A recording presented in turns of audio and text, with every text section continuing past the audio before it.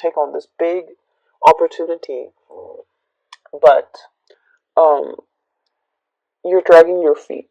Okay, this hangman energy indicates a situation where there isn't like decisiveness. It's being in a state of limbo and mulling over a decision, mulling over options, and I feel like you have everything you need, but the only thing that's really getting in your way is pretty much whether or not you want to go forward with this.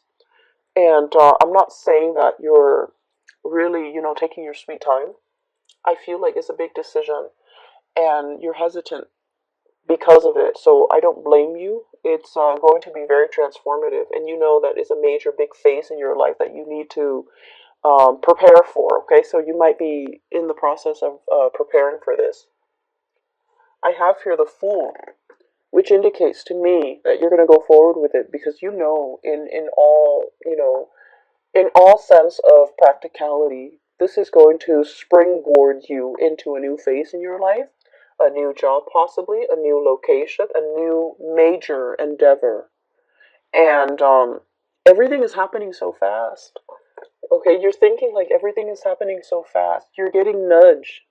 See that dog right there? I usually think the dog is following the man, but in all the times that I've looked at this card, I feel like the dog is like encouraging him. This is somebody that is a companion to you, that will walk the distance with you, that will be there by your side, through the rough times, through all the ups and downs. You have a companion. You're not doing this on your own. So it's somebody who's making a promise to you.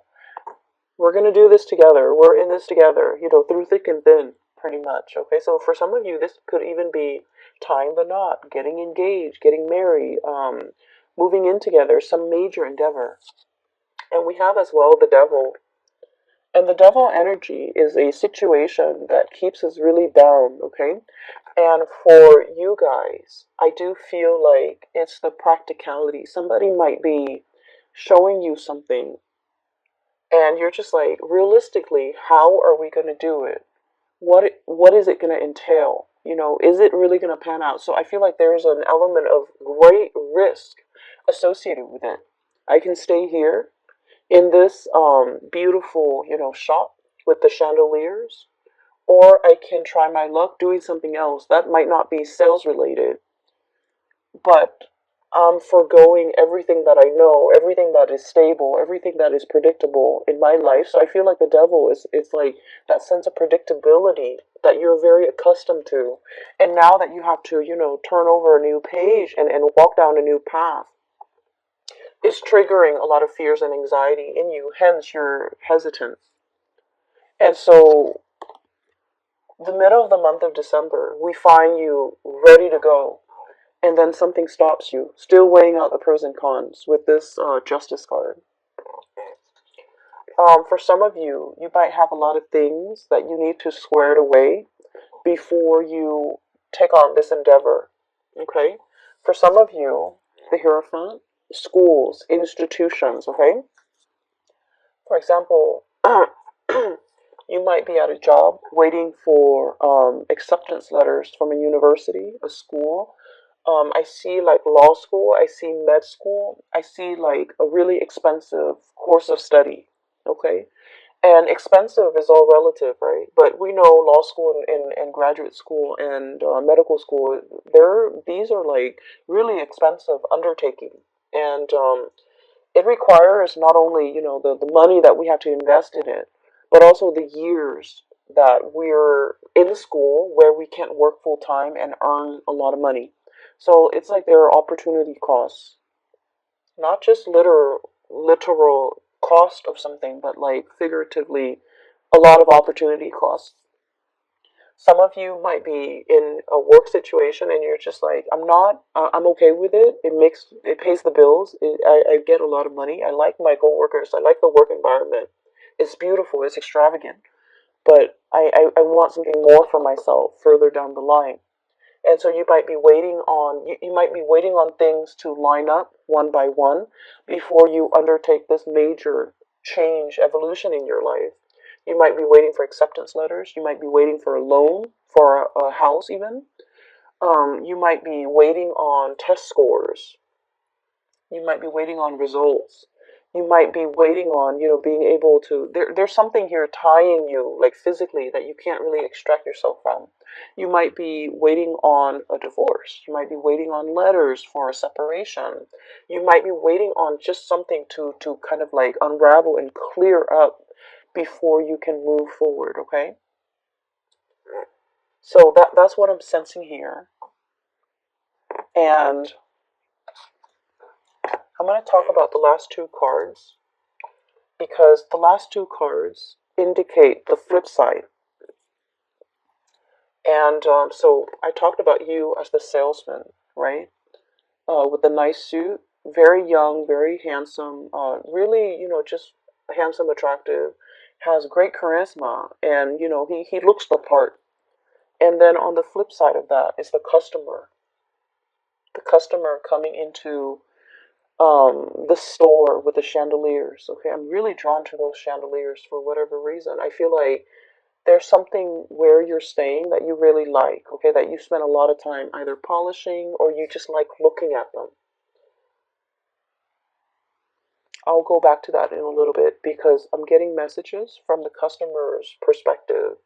So I feel it as a woman. So I'm looking through her eyes, so I can't see what she looks like, okay? But she seems to me like she's in her 30s, in her 40s. She's on a good career path. She has disposable income. She's climbing up there. She likes her job.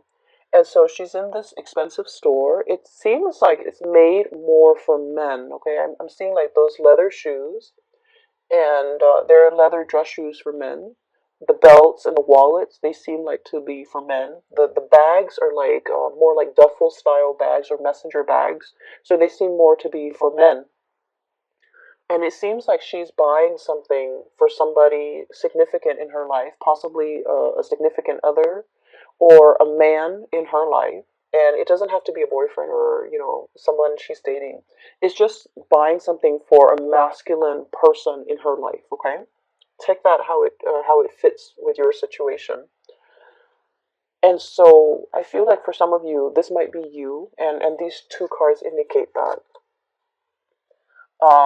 Buying a gift, buying something for somebody that is in your life, and it's somebody that deserves the best, right? It's somebody that you hold in really high regards.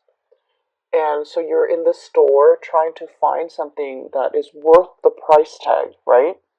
You don't want to buy them some cheap old thing and call it a day.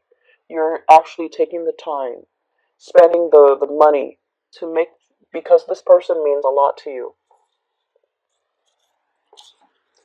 And so the salesman is probably aware of this, that, money is not easy to come by. And so you want the best for whoever it is that's in your environment. You want to give the best of yourself. And so he's not going to try to upsell you. He's not going to, sell you a belt that the store bought for like $14 and charge you 1,000. He's, if anything, he might try to dissuade you from just walking out of that store because he feels like the merchandise might not be worth it, right? And so what I'm seeing here is a situation where someone means a lot to you. And I have here the Nine of Swords and the Ten of Wands. Okay? The Nine of Swords is a lot of worries, a lot of anxiety, a lot of worries, a lot of anxiety, and I feel like there's an element of guilt here.